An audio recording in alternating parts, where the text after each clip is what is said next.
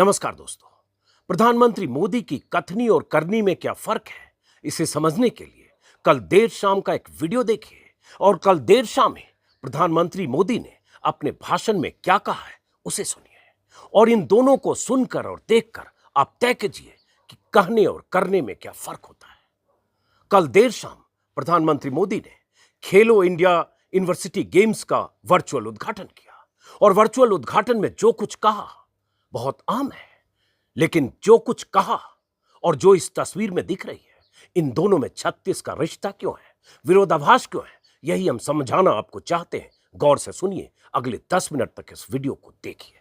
प्रधानमंत्री मोदी ने कल खेलो इंडिया यूनिवर्सिटी गेम्स, जिसमें 200 विश्वविद्यालय के एथलीट्स, लगभग 5000 खिलाड़ी हिस्सा ले रहे हैं, देश भर के खिलाड़ी, यूपी के अलग अलग शहरों में आयोजन है।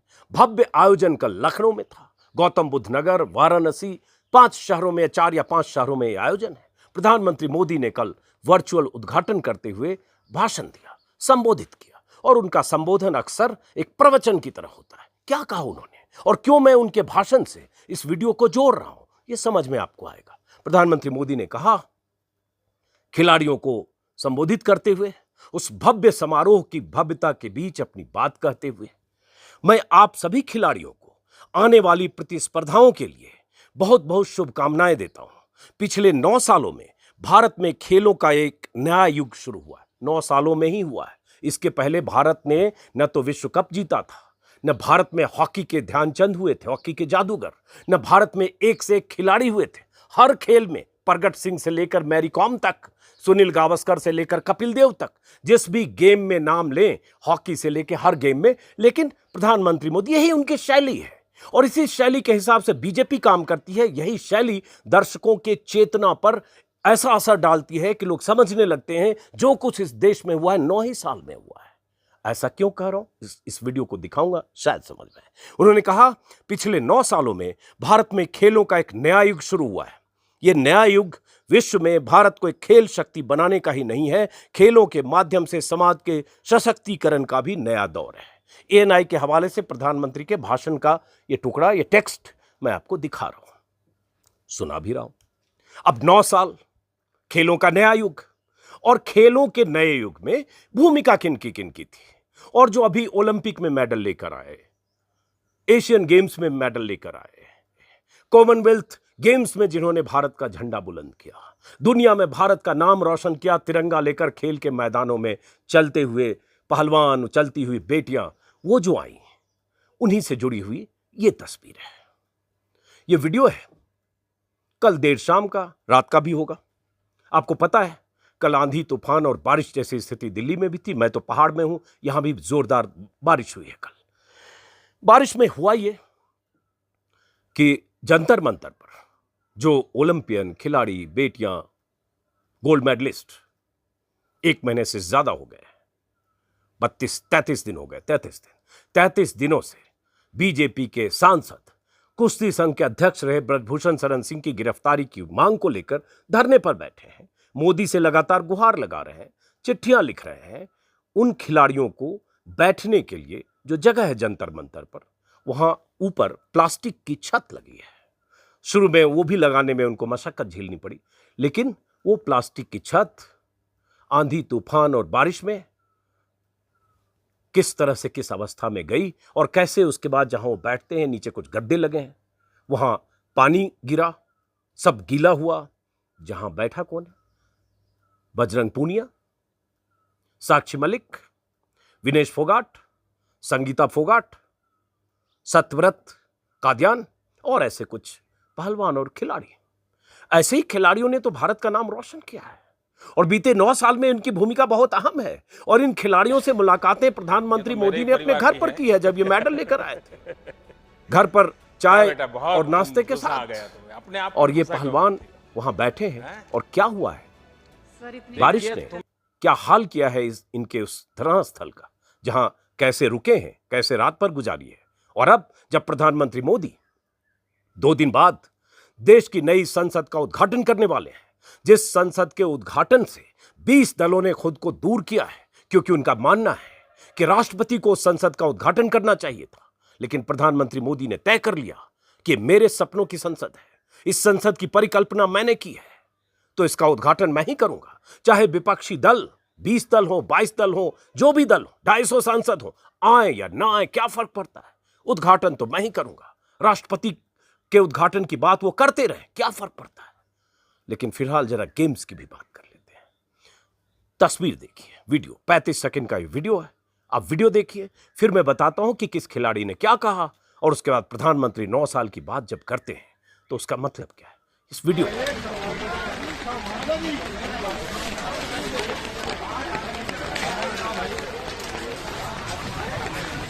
कोई बच्चा नहीं है क्या? अरे होगा नहीं। आ जाएगा।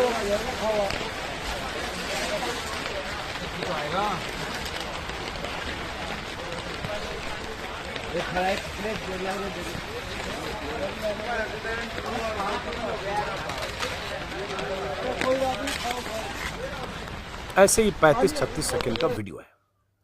पानी है, वहां गद्दे हटाए जा रहे हैं, अफरा तफरी का माहौल है, और यहां इनको कब तक धरने पर बैठना है इसका भी अंदाजा नहीं है, इसकी कोई कल्पना या अनुमान नहीं लगा सकता। क्यों? क्योंकि जो ये मांग लेकर बैठे हैं खिलाड़ी, इनकी मांग सरकार किसी सूरत में सुनने को तैयार नहीं है। अब आगे उस पर बात करेंगे कि इन्हें आगे कितने दिन तक ऐसे बैठा रहना पड़ सकता है, और कैसे दिल्ली में किसान 13 महीने तक ऐसी परिस्थितियों में बैठे थे और प्रधानमंत्री मोदी ऐसे प्रवचन दे रहे हैं खिलाड़ियों को संबोधित करते हुए। कल इनमें से कौन खिलाड़ी क्या करेगा, और जब कोई विरोध करेगा, जब सरकार की नीतियों का या किसी खेल संघ के खिलाफ शिकायत करेगा, तो उन्हें भी ऐसे ही कभी बैठना पड़ेगा। लेकिन कल इस वीडियो को ट्वीट करते हुए विनेश फोगाट ने लिखा, बारिश और आंधी से आज हमारा टेंट उखड़ गया, गद्दे गीले गद्दों पर सो रहे हैं आज रात, बचपन से कठिनाइयां देखी हैं, ये मुश्किल रात भी कट जाएगी। आप सभी को हम सब जंतर मंतर पर बैठे पहलवानों की तरफ से शुभ रात्रि। ये विनेश फोगाट ने लिखा ट्विटर पर। साक्षी मलिक ने लिखा यही कि बारिश और आंधी से आज हमारा टेंट उखड़ गया, गीले गद्दों पर सो रहे हैं आज रात, यही इन्होंने भी लिखा। आप सभी को जंतर मंतर पर बैठे पहलवानों की तरफ से शुभकामनाएं। जब ये पहलवान ऐसे जंतर मंतर पर बारिश से गीले हुए गद्दे को समेटते हुए उस जगह पर कैसे रात गुजारें, ये सोचते हुए, जद्दोजहद करते हुए संघर्ष कर रहे थे, जिन्हें यह नहीं पता कि यहां कितनी रातें गुजारनी पड़ेगी। अभी मॉनसून आना है, बारिशों का मौसम तो अभी आना है जुलाई अगस्त में, लगातार मूसलाधार बारिश भी हो सकती है। ये कह रहे हैं जब तक इनकी मांग नहीं मानी जाएगी तब तक ये बैठे रहेंगे। कब तक बैठे रहेंगे न इन्हें पता है, और सरकार को तो फिक्र नहीं है। सरकार तो ये साहब है। प्रधानमंत्री मोदी 3 दिन के बाद ऑस्ट्रेलिया दौरे से, जापान से जब लौटे, ऑस्ट्रेलिया से जब कल तड़के 3 बजे 3:30 बजे भारत की सरजमी पर जब उन्होंने लैंड किया, तो लंबे लंबे भाषण दिए, उनकी शान में कसीदे पढ़े गए। तब भी प्रधानमंत्री ने क्या सब कहा आपने सुना, उस पर विस्तार से कल मैंने वीडियो बनाया। और अब जब वो नई संसद का उद्घाटन करने वाले हैं, तो लगेगा नहीं कि उस नई संसद से 2 किलोमीटर दूर खिलाड़ी ऐसे बैठे हैं, सुनने समझने को तैयार नहीं है। ये तो कर सकते थे मोदी, खुद पहल करते, इन खिलाड़ियों से संवाद करते, इन्हें अपने घर बुलाते, इनकी शिकायतें सुनते, कुछ भरोसा देते और कहते कि बेटी विनेश, बेटे बजरंग, बेटी साक्षी, तुम्हारी चिंता में मैं शामिल हूं, मैं तुमको यह भरोसा देता हूं। अगर वो उनके भरोसे पर एतबार करते तो शायद ये धरना खत्म होता। लेकिन इनका कहना है प्रधानमंत्री की तरफ से अब तक कोई इनसे संवाद नहीं किया गया, कोई संदेश वाहक भी इन तक नहीं पहुंचा। सबने इन्हें अपने हाल पर छोड़ दिया कि तुम्हें जो करना है करते रहो। तुम मांग करते रहो, गुहार लगाते रहो, रोते रहो, परेशान रहो, तुम पंचायत करते रहो, तुम कैंडल मार्च करते रहो, निकालते रहो, तुम धरने देते रहो, तुम जंतर मंतर से लेकर इंडिया गेट तक भटकते रहो, कुछ करते रहो, हम नहीं सुनेंगे। हम नई संसद का उद्घाटन करेंगे, हम ऐसे जो खेलो इंडिया यूनिवर्सिटी गेम्स है उसका उद्घाटन करेंगे, उद्घाटन में बड़ी बड़ी बातें करेंगे, और उसके बाद आप बैठे रहो। ये प्रधानमंत्री का दोहरा रवैया है। इसलिए मैं बार बार कहता हूं, गौर से सुना और समझा कीजिए। प्रधानमंत्री ने ऑस्ट्रेलिया से लौटने के बाद कल तड़के लोकतंत्र की दुहाई दी है। ऑस्ट्रेलिया में कैसे पक्ष और विपक्ष ने मिलकर एक कार्यक्रम में हिस्सा लिया, कैसे पूर्व प्रधानमंत्री और मौजूदा प्रधानमंत्री ने एक कार्यक्रम में हिस्सा लिया, कैसे वहां पक्ष और विपक्ष के बीच सामंजस्य है, इसको लेकर प्रधानमंत्री ने लेक्चर दिया था। दरअसल उनके भाषण को लेक्चर या प्रवचन ही कहना चाहिए। भाषण का अंग्रेजी में होता है स्पीच। जब लेक्चर कहते हैं तो उसमें तन जाता है, तो लेक्चर दिया, प्रवचन दिया। दरअसल उस प्रवचन में शायद उन्होंने ये भी कहा, यह बुद्ध और गांधी का देश है, हम तो दुश्मनों को भी गले लगा लेते हैं। शायद उन्होंने कहा, मैं ब्रेकिंग न्यूज आज तक पर देख रहा था कल सुबह, तो दुश्मनों को भी गले लगा लेते हैं। किन्हें किन्हें दुश्मन मानते हैं प्रधानमंत्री मोदी?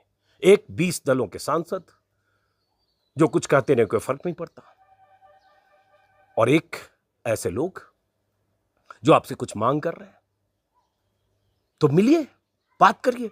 दुश्मनों को गले लगाने के बाद जब हजारों किलोमीटर दूर ऑस्ट्रेलिया में कहते हैं, तो ये तो चंद किलोमीटर दूर बैठे हैं, 2 किलोमीटर दूर, गले लगाइए ना। बुलाइए विनेश साक्षी और उसको बजरंग पूनिया को, जिन्हें आपने बुलाया था 2021 में। आपके घर की वो तस्वीरें प्रधानमंत्री मोदी जी बार बार हम लोग देखते हैं, कैसे एक राउंड टेबल है गोल, उस पर आप बैठे हैं, खड़े हैं कैजुअल, और वहीं विनेश साक्षी और बजरंग है, और बेटा विनेश, और उन विनेश से व्यक्तिगत स्तर पर बात कर रहे हैं, वैसे ही बजरंग पूनिया से, क्योंकि तब इन खिलाड़ियों ने देश का नाम रोशन किया था। आपको श्रेय लेना था, आपको क्रेडिट लेना था कि देश के बाहर या देश में अगर कोई खिलाड़ी शानदार खेलता है, देश का झंडा ऊंचा करता है, मेडल लाता है, उसमें आपकी भूमिका है। अखाड़े में तैयारी ये करते हैं, दांव पर समय और वक्त और सब कुछ लगाकर लड़ते जूझते संघर्ष ये करते हैं। जब मेडल लाते हैं तो आप इन्हें घर बुलाते हैं, क्योंकि दुनिया को आप संदेश यही देना चाहते हैं कि ये सब जो माहौल देश में बना है, जो 2014 के बाद ही बना है, उसी के बाद ये सब हो रहा है। वरना इस देश ने ना कोई मेडल जीता, ना कोई विश्व कप जीता, न इस देश के खिलाड़ियों ने हॉकी में कोई नाम कमाया, न इस देश के खिलाड़ियों ने किसी और गेम में कोई नाम कमाया। जो कुछ हुआ 2014 के बाद हुआ, यही आप दिखाना चाहते हैं, तब इन खिलाड़ियों को बुला लेते हैं। और जब ये धरने पर बैठे हैं, तब इन्हें इनके हाल पर छोड़ देते हैं, और नए खिलाड़ी जो अब विश्वविद्यालयों से जो एथलीट आ रहे हैं, उनको लेक्चर देते हैं, उनको प्रवचन देते हैं, और फिर ऐसी ऐसी बातें करते हैं कि भारत नया युग विश्व में भारत को खेल शक्ति बनाने का ही नहीं है, खेलों के माध्यम से समाज के सशक्तिकरण का माध्यम है। इनकी सशक्तिकरण के बारे में कभी सोचा है प्रधानमंत्री जी? और वो खिलाड़ी जो कल से हिस्सा ले रहे हैं, मेरे ख्याल से 7 दिन का आयोजन है, शायद ये आयोजन है 3 जून तक, 25 मई से 3 जून तक। इस आयोजन में जो खिलाड़ी हिस्सा ले रहे हैं, 4750 से अधिक एथलीट, 21 खेलों में जो हिस्सा ले रहे, 21 खेलों का ये गेम है, जिसको खेलो इंडिया यूनिवर्सिटी गेम्स कहा जा रहा है। और देश भर के खिलाड़ी आ रहे हैं, कहीं 4900 भी है, जो भी है, नोएडा, लखनऊ, बनारस और गोरखपुर में हो रहा है। 21 तरह के कंपटीशन है, तब वहां आप ऐसी बातें करते हैं। तो प्रधानमंत्री मोदी जी, इसलिए बार बार मैं कहता हूं हम जैसे लोग कि आप आलोचनाओं को भी सुनने की क्षमता रखिए, आप विरोधियों के प्रति भी एक बड़ा दिल दिखाने की क्षमता रखिए, और दिखाइए। क्योंकि जब आप कहते हैं 130 करोड़ के मुल्क का मैं प्रधानमंत्री हूं, और 130 करोड़ लोगों की आबादी है वो आपके साथ है, उनका प्यार आपके साथ है, तो 130 करोड़ में से ही ये लोग भी हैं जो यहां बैठे हैं, और 130 करोड़ में से भी वो 250 सांसद भी हैं, करीब करीब 20 दलों के वो सांसद जो चुने हुए सांसद भी हैं, लोकसभा सदस्य, वो चुने हुए नुमाइंदे हैं अपने इलाकों के, उन्हें भी वहां की उनकी जनता ने चुना है, वोट देकर, और आपके उम्मीदवार को, आपकी पार्टी के कैंडिडेट को हराकर चुना है। तो इसलिए 130 करोड़ की आबादी में से वो बड़ी आबादी वो भी है, बार बार उसका जिक्र होता है। 37% लोगों ने आपको वोट किया लोकसभा में, 63% लोग उनको वोट किया, विपक्षी दलों को। अब आपने ये भी किया है, कुछ विपक्षी दलों को शामिल किया है जो आपके न्योते पर आ रहे हैं, कुछ छोटे छोटे दल उसमें ज्यादा है, लेकिन जो बड़ी पार्टियां हैं और जिनकी तादाद दोनों सदनों को मिलाकर करीब करीब 250 है सांसदों की, वो इस समारोह में नहीं है। प्रधानमंत्री जी वो भी नुमाइंदे हैं इस मुल्क के, और वो नुमाइंदगी करते हैं उसी आबादी की, जिस आबादी के प्रति आप बार बार कहते हैं कि उनका स्नेह और प्यार आपको है। तो फिलहाल इस वीडियो को खत्म करते हुए सिर्फ ये कहूंगा कि आने वाले समय में बारिशों का मौसम है, ये खिलाड़ी ऐसे ही वहां जंतर मंतर पर बैठे न रह जाएं महीनों तक, जून और जुलाई में, अगस्त में, जिस तरह से किसान बैठे थे। वो तस्वीरें आज भी मुझे याद है, क्योंकि किसान आंदोलन को मैंने बहुत व्यापक तौर पर कवरेज किया था।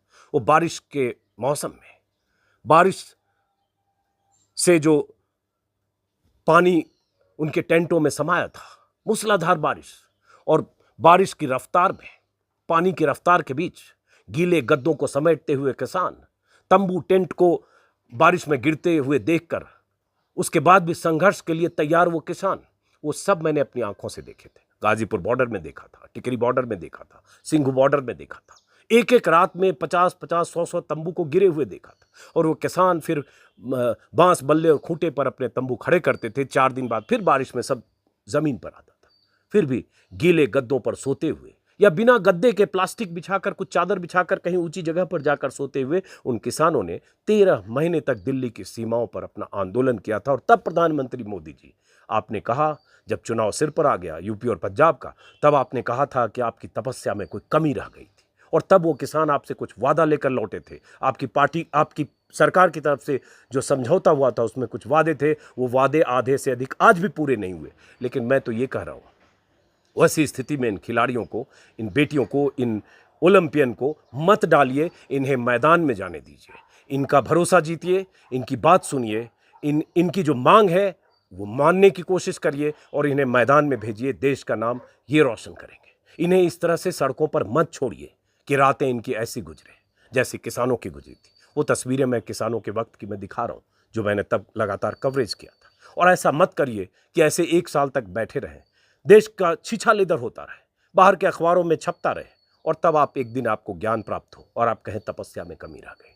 लेकिन शायद ये ऐसा इस बार आप अड़े इसलिए हैं क्योंकि ब्रजभूषण शरण सिंह का, कहते हैं 5-7 लोकसभा क्षेत्रों में उसका असर है, ठाकुर नेता है, और चुनाव में आप 1-2 सीट का भी जोखिम मोल लेना नहीं चाहते, इसलिए आपके लिए सीट मायने रखता है। ये बेटियां या बजरंग पूनिया या ऐसे पहलवान मायने नहीं रखते। और जब ये नहीं रखते तो ऐसी इतनी अच्छी अच्छी चिकनी चुपड़ी बातों से क्या होगा प्रधानमंत्री जी। तो फिलहाल इस वीडियो को मैं खत्म करता हूँ। मैं हूँ रामगढ़ में, रात पर यहाँ भी बारिश हुई है, अचानक बहुत ठंड है, लेकिन दिल्ली के मौसम की ये तस्वीर देखकर रात में ही थोड़ा मैं बेचैन हुआ, ये सोचकर कि आगे 2 महीने क्या होगा। लेकिन अभी तो 2 दिन बाद देश उस भव्य आयोजन का चश्मदीद होगा जिस आयोजन से 20 से ज्यादा विपक्षी दलों ने किनारा कर लिया। क्या फर्क पड़ता है प्रधानमंत्री मोदी को। फिलहाल इस वीडियो को खत्म करते हैं, फिर मुलाकात होगी। नमस्कार।